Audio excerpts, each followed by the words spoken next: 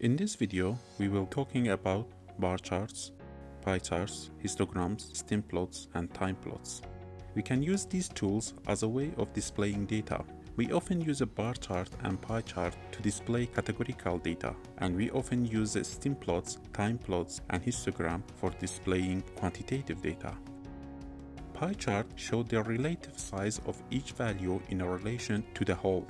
On the other hand, bar chart display the frequency on one axis and the values on the categorical variable on the other. You can think of the bar charts as a way of telling information. For quantitative data, we often use the stem plots, histograms, and time plots to show information. We will talking about histograms first. After collecting data from the population or sample, we can use a histogram to help us displaying the distribution of the data we collected.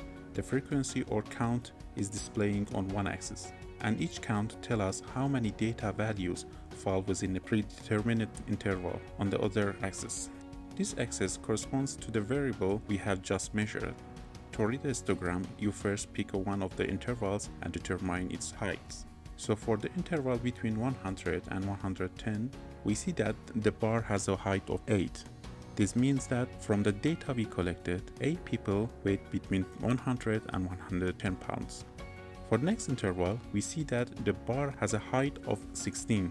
So this means that 16 out of the total people I collected data from weighed between 110 and 120 pounds. The rest of the histogram can be read in a similar fashion.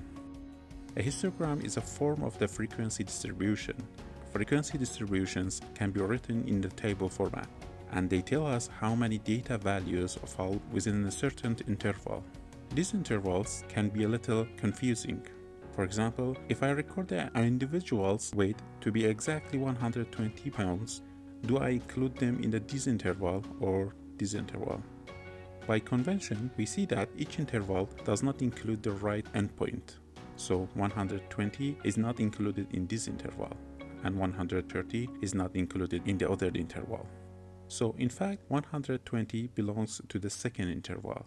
Now you might be thinking, if the right interval isn't included, why don't I just rewrite my interval like this? 110 to 119 and 120 to 129.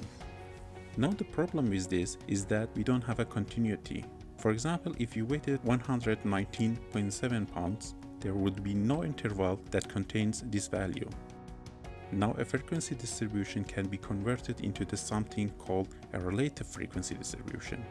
The only difference between these two is that the regular frequency distribution shows a count, and the relative frequency distribution, as the name suggested, shows the relative frequency instead. It is called relative frequency because it represents the proportion of the values in each interval in relation to the whole. To convert the frequency distribution into a relative frequency distribution, we will need to do some calculations. We start off by finding the total number of data values, and we do this by adding each frequency. We find that the total sum is equal to 15. Then we will take each value and we will divide it by the sum. And as a result, we get the relative frequency values. To check if you have made the right conversions, you can add up all the proportions for each interval and the sum should be equal to 1. The answer should be equal to 1. Because we have used a ratio that relates our data to the total amount of the data values, because of this ratio, relative frequency can be written in percentages. To convert to percentage form, all we do is multiply each value by 100%. In the same way, regular histograms can convert it into histograms that tell us the proportion of values for each interval. Now stem plots are like histograms, except they show each data point. Stem plots consist of stems and leaves. A leaf refers to the very last number, and a stem refers to all of the other numbers except the last number. Stems and leaves are usually separated by a line. For example, let's look at the number 117. The leaf is the last number, so this would be 7. The stem is all of the other numbers, so the stem is 11. On a stem plot, this will be written as a saw. So let's look at the number 69. Using the same rules, we will get a leaf of 9 and a stem of 6. And on the stem plot, this will be written as a saw. Now when you have a string of leaves like this, it just means that I have a data points 30, 31, 32, 35, and 35. Notice how stem plots are constructed. The stems go down from the low to high, and the leaves extended towards from the low to high, depending on the data set we are looking with. Sometimes we can get stem plots with too many leaves, and we can get a stem plot with too many stems. When this happens, we might not get a nice picture of the distribution, and as a result, we may not be able to get much information out of it. If we have a regular stem plot with too many leaves, we can convert it into something called a split stem plot. This conversion is called splitting the stems. To split the stems, we need to duplicate each stem. The first stem will run from 0 to 4, which corresponds to these values, and the second stem will run from 5 to 9, which corresponds to these values. The same logic can be applied to the rest of the stems. When we have too many stems, we can reduce the amount of the stems by trimming the leaves. In this example, we have a very large data set that goes from 201 all the way to 875. That's over 60 stems that we have to write.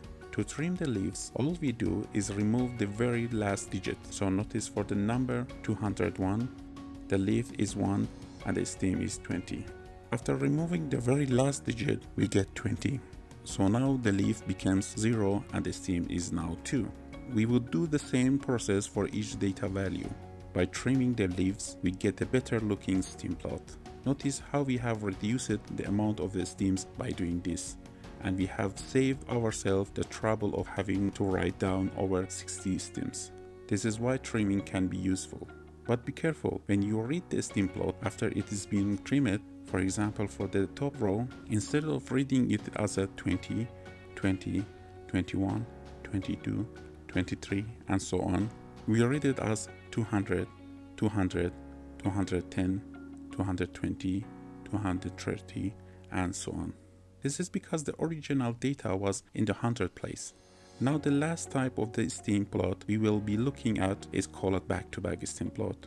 Back-to-back stem plots are used to display and compare two distributions by using the same set of stems. So for example, we can compare data from males and females, or data from cats and dogs. Another way to display quantitative data is by using a time plot. Time plots show how a variable changed over time. By convention, time is always plotted on x-axis, and the value of the variable are always plotted on the y-axis.